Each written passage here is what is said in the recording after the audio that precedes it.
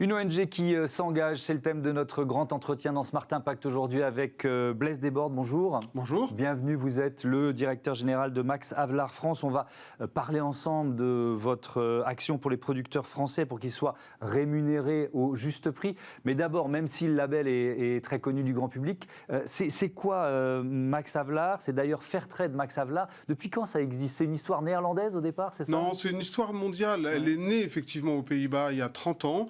Parce qu'une ONG locale hollandaise a décidé d'aider des producteurs au Mexique, dans les moyennes montagnes, près de Oaxaca, et de leur garantir un prix juste pour leur production. Ces gens-là ne voulaient pas de charité, ils voulaient surtout qu'on les paye pour les prix de production.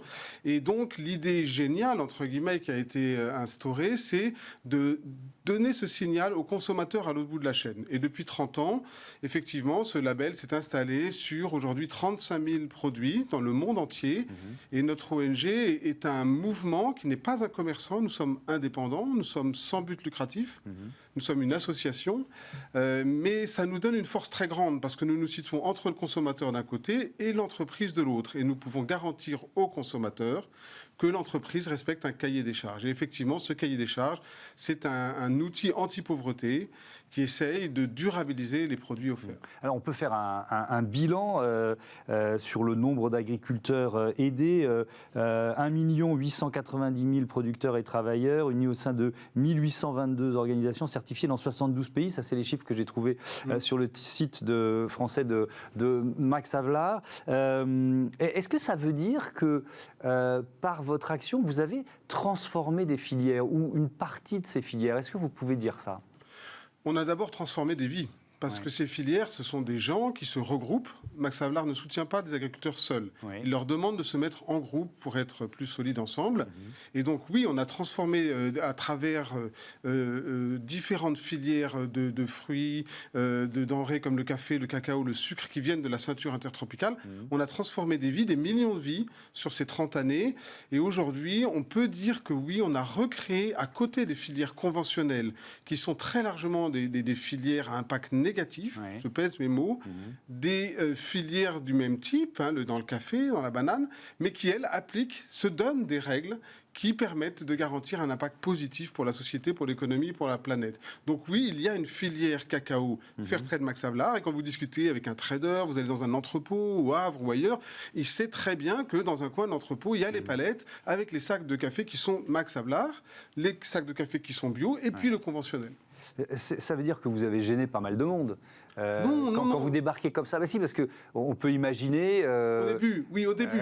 Des freins, des réticences, voire des pressions, des menaces, quoi. Au début, personne n'a envie de changer. Et tout le monde a cependant, le soir, quand il rentre chez lui, la petite musique de participer à un monde non durable.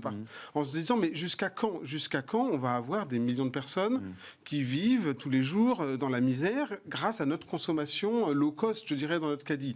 Donc cette espèce de schizophrénie, nous, on apporte une réponse à ça. Donc au début, oui, il y a de la résistance, mais après, vous savez, on a des milliers, des dizaines de milliers de personnes dans les entreprises, puisqu'on travaille avec à peu près 5000 organisations économiques dans le monde, qui sont nos alliés et qui sont nos meilleurs ambassadeurs auprès de la direction des achats, auprès de la direction commerciale, etc. Alors l'actualité, c'est donc l'ouverture aux producteurs français. Pourquoi est-ce qu'ils ont eux aussi besoin d'un label équitable? Je dirais que malheureusement, l'équitable est devenu nécessaire en France. Personne n'aurait cru. Il y a 30, il y a 40, il y a 50 ans, notre agriculture, considérée comme une des plus puissantes, des plus modernes du monde, mais elle s'est fragmentée, il y a des poches de misère, et nous, on a vu peu à peu clignoter les mêmes signaux que l'on voyait au sud, c'est-à-dire des populations, des territoires qui se vident, des populations qui se paupérisent. Je vous donne un seul chiffre, dans le sud-ouest de la France, dans le Gers par exemple, les 2/3 des exploitations qui cultivent le blé ne couvrent pas leur coût de production. Vous vendez une tonne de blé, vous la vendez sur le marché mondial, par exemple, à 160 $. Ça ne couvre pas vos coûts de production, donc vous perdez de l'argent. Et c'est heureusement peut-être d'autres postes dans l'exploitation qui compensent le fait que le blé... Donc nous, par exemple, avec eux, main dans la main, pendant 2 ans, on a travaillé à construire le cahier des charges. Et sur cet exemple, nous venons de définir, là, le prix que nous allons proposer. Il y a 242 la tonne, 242 € au lieu de 160. Donc vous voyez, il y a un gap important. C'est très important, oui. Mais ce n'est pas important dans un biscuit. Et c'est ça qui est un peu notre espoir pour les filières françaises. C'est que bien souvent, nos paysans produisent des matières qui sont transformées. Et la valeur ajoutée dans un paquet de gâteaux à 2 €, la part du blé, la part d'achat du blé est très faible.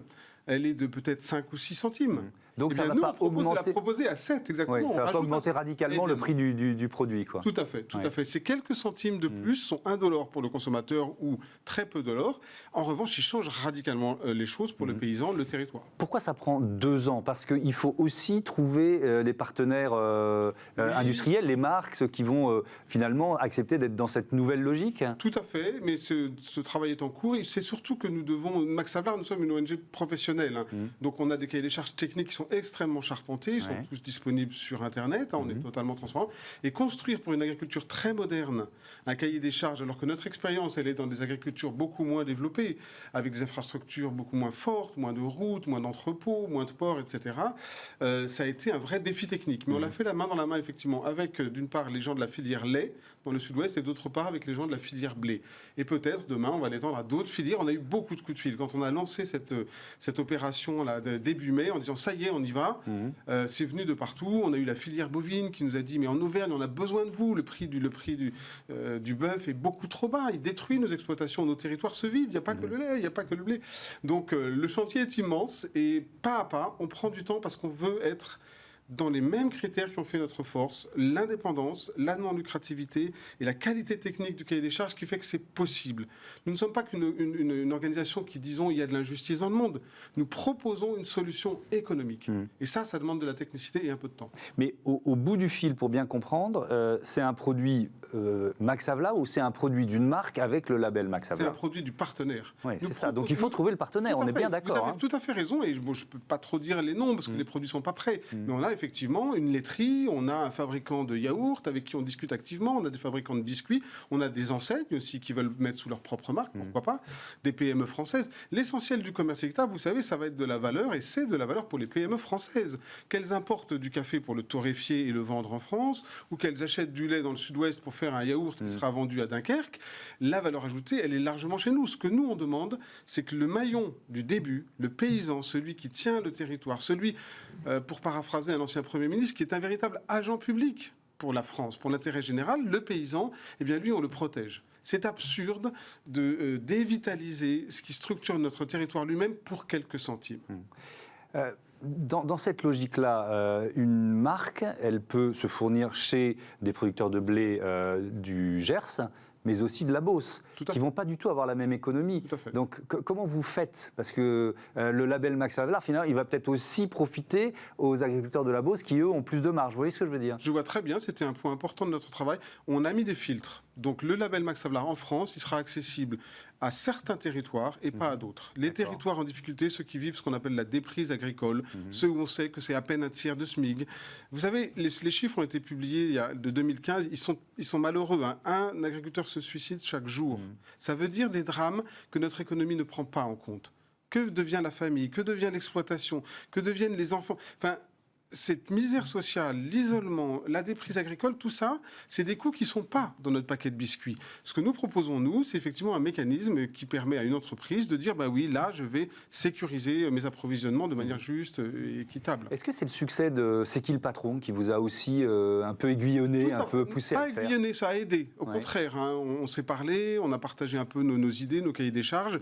C'est surtout que le C'est qui le patron, c'est le signal que les consommateurs sont prêts. Bien sûr.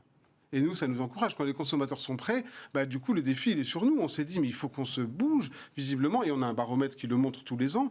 Les Français, c'est pas un problème, même à travers la crise Covid, on les a sondés pendant la crise Covid, c'est pas un problème pour eux d'acheter des produits s'ils ont une garantie fiable, une garantie transparente.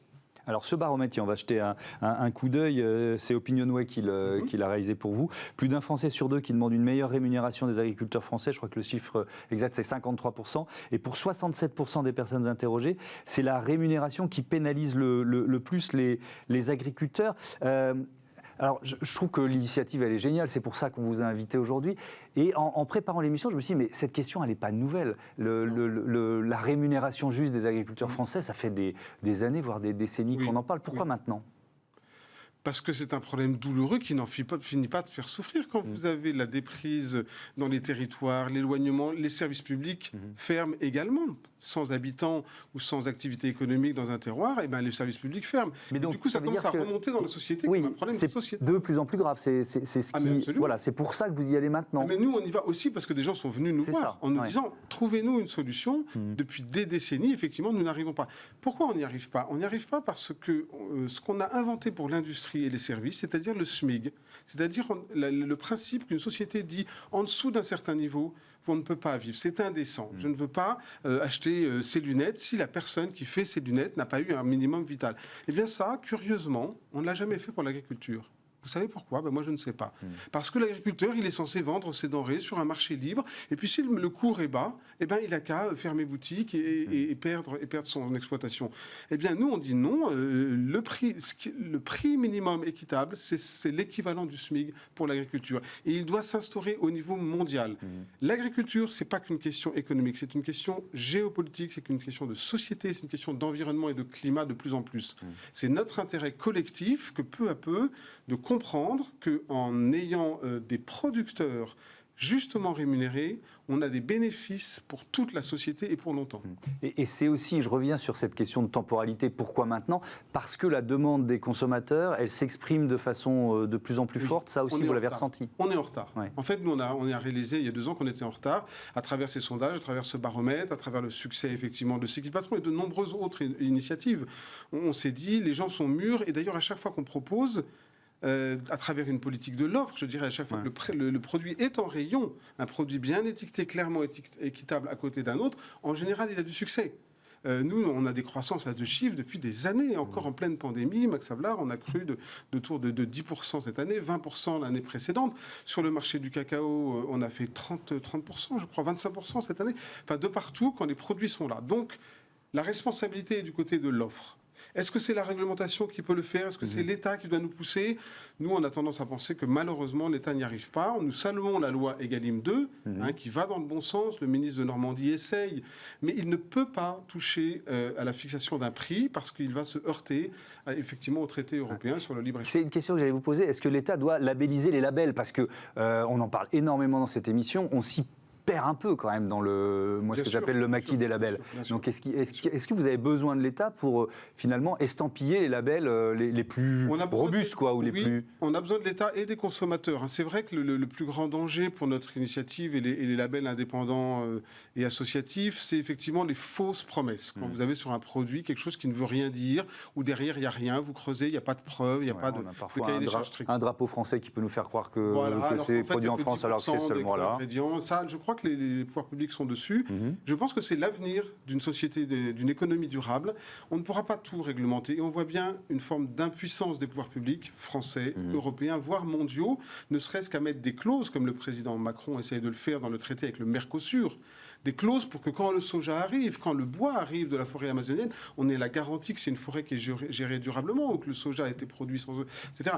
Donc, comme il n'y arrive pas par la loi, nous, je dirais, projet citoyen, ONG citoyenne, nous pouvons le faire. Parce que nous n'avons pas le même statut. Nous pouvons parler directement aux consommateurs, nous pouvons dire le bon prix, c'est celui-là, et qu'il apparaisse sur les produits. Ce que ne peut pas faire l'État, parce qu'il ne peut pas décréter que le prix d'une tablette de chocolat, ça doit être 1,50 €. Alors justement, vous me tendez la perche, on va parler maintenant du cacao. Je l'ai annoncé en titre. Il y a d'abord ce chiffre, moi, qui m'a vraiment choqué, surpris en préparant l'émission. Quand on achète 100 tablettes de chocolat en France, elles sont, mais dans leur immense majorité, leur économie est fondée sur la misère. Absolument, absolument. Comment vous arrivez à ce chiffre ? C'est quoi le chiffre ? C'est 80... Le chiffre, c'est 95%, puisque vous avez à peu près 5% seulement des tablettes que nous consommons tous les jours qui ont un système de garantie. Donc ça veut dire que 95% des enfants français, quand ils prennent leur barre chocolatée, ils prennent un produit qui a été très probablement cultivé par d'autres enfants au bout du monde, tous les jours. Au goûter, à l'école, à la cantine, 95% des produits chocolatés en France n'ont pas de garantie, de filet de sécurité minimum. Je ne parle pas de quelque chose d'extraordinaire avec tout le monde qui a une vie prospère, une voiture, etc. Je parle du revenu vital. Donc on sait que ce revenu vital n'est pas servi aux producteurs de cacao. Plus des 2/3 sont en dessous du seuil d'extrême pauvreté, c'est-à-dire 1,3 $ par jour. On sait un peu la même chose dans le café et dans d'autres denrées. Donc, on a là derrière ce chiffre un double défi, je dirais. Il y a un défi, nous, société française, est-ce qu'on accepte ça? Est-ce que vous, en tant que père, est-ce que moi, en tant que père, est-ce que Monsieur X, en tant que professeur, il a envie de... Et puis, on a un défi géopolitique. Est-ce qu'on a intérêt vraiment à paupériser des millions de personnes partout dans le monde qui, eux, ne demandent qu'à vivre de leur travail, ont hérité une parcelle de café, de cacao, quelques hectares. Vous savez, le prix actuel sur le marché du cacao qui est coté à Londres, donc c'est un produit boursier, accessoirement, à Londres et à New York, le prix actuel, il est 2 fois plus bas que dans les années 70. Est-ce que vous avez entendu dire que dans les années 70, on payait le chocolat trop cher? Est-ce que les gens se plaignaient en disant « mais c'est pas possible, je ne peux pas m'acheter une barre chocolatée ?» Pas du tout. Ça se passe dans la construction de la marge entre la production, le trading, le transport, la fiscalité et le produit sur l'étalage des Français. Et c'est ça qu'il faut changer. Sinon... Alors comment on change? C'est en réduisant le nombre d'intermédiaires? C'est quoi la logique pour vous attaquer? D'abord la transparence. Ouais. D'abord la transparence. Les Français ne savent pas qui fait leur chocolat. Ils connaissent quelques grandes marques. Il y en a 6 ou 7 qui se partagent grosso modo l'essentiel du marché mondial. Et puis surtout, au milieu de la chaîne du chocolat, vous avez des intermédiaires qui sont les transformateurs broyeurs. Parce que le cacao est donc une denrée qui représente plus de 4 millions de tonnes. C'est gigantesque. Ce sont des bateaux entiers. Et donc, ils passent par des usines de broyage qui, elles, sont en oligopole. Et à travers ce resserrement de la filière, il y a effectivement des risques que la valeur ne soit plus très bien répartie.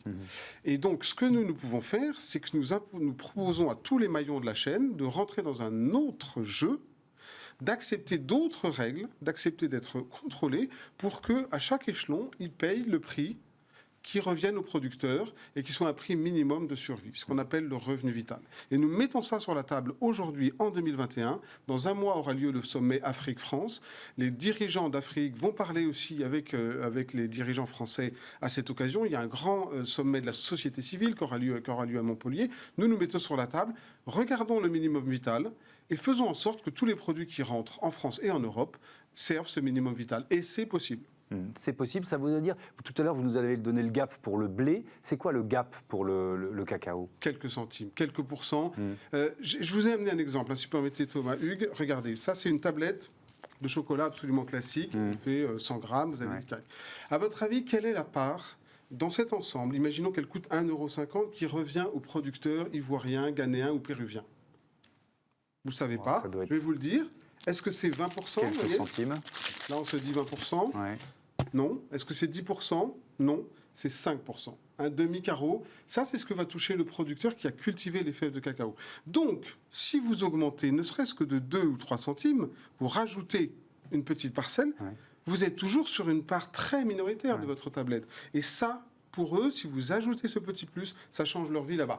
Donc, ça démontre qu'économiquement, il est possible de payer à la fois le blé français un peu mieux, le cacao ivoirien, parce que finalement, il ne représente qu'une part minime de la valeur. Oui, ça veut dire que pour le consommateur, c'est quasiment $1. C'est quoi? C'est quelques centimes au bout de la chaîne, même pas? C'est les autres échelons. Vous avez ensuite le transformateur français qui fabrique le chocolat, qui lui va être à peu près 30% de la valeur d'une tablette. Vous avez l'importateur, vous avez la fiscalité, etc. Donc, il faut simplement que tout le monde joue le jeu dans l'intérêt général. Est-ce qu'il y a, je sais pas, une sorte d'OPEP du cacao, vous voyez, un organisme sur lequel il faut justement faire pression pour obtenir ce que vous êtes en train d'essayer de faire? Je vais vous répondre, le constat est amer. Il y a 2 ans, les 2 principaux pays qui représentent les 2 tiers du cacao mondial, le Ghana et la Côte d'Ivoire, ont créé cet OPEP. Ils ont dit aux multinationales, écoutez, le prix était le double dans les années 70, comme je vous l'ai dit. On ne vous demande pas ça, on vous demande un surprix de 20% pour sortir de la misère nos populations. Ça a été refusé. Ils ont essayé de l'instaurer par la loi. Ils ont dit le prix obligatoire est de temps. Ils ont rajouté donc $400. Pour parler technique, on est passé à $400 de plus. Ça a été refusé. Les multinationales ont déstocké. Elles avaient dans leurs entrepôts du cacao à l'ancien prix. Elles ont refusé d'acheter à ce prix. Elles ont mis la pression sur ces pays. Et à force, le cacao ne sortait plus des campagnes. Le cacao ne sortait plus des entrepôts en Côte d'Ivoire et au Ghana. Et ils ont dû plier et revenir à l'ancien prix. Donc c'est très dur. Je crois que ces grandes sociétés ne bougeront que si la société civile bouge. Et si les pouvoirs politiques du Nord viennent aux côtés des pouvoirs politiques du Sud pour les épauler et dire nous aussi nous voulons un cacao sans déforestation. Quand vous achetez une tablette en France, je vous l'ai dit, dans 95% des cas, vous appuyez sur le bouton déforestation, travail des enfants et misère noire. Est-ce qu'on a envie de ça les uns les autres ? Non. Et d'ailleurs, si je vais faire mes courses là cet après-midi, il y a votre label sur quoi, 2-3 marques Vous l'avez partout. Vous l'avez partout. Ouais. Ça représente pour le chocolat. Ça représente 3%, 14 000 tonnes de cacao en France. 3%. Vous le trouverez dans toutes les grandes enseignes. Il faut juste chercher un petit peu parce que l'offre est gigantesque. Et effectivement, il y a 90% des autres tablettes. Vous n'aurez pas cette garantie. Vous avez aussi des fausses garanties qui vont être apposées avec des slogans. Prenez une seconde de plus pour choisir votre tablette. Il y a notre label, il y en a d'autres également. Il y a des certifications fiables qui existent.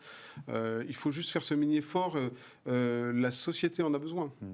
Il y a un thème dont on parle souvent dans Smart Impact, c'est la transition de l'industrie de la mode, de l'industrie du textile. Est-ce que, alors on voit beaucoup de jeunes marques qui se créent avec ces principes.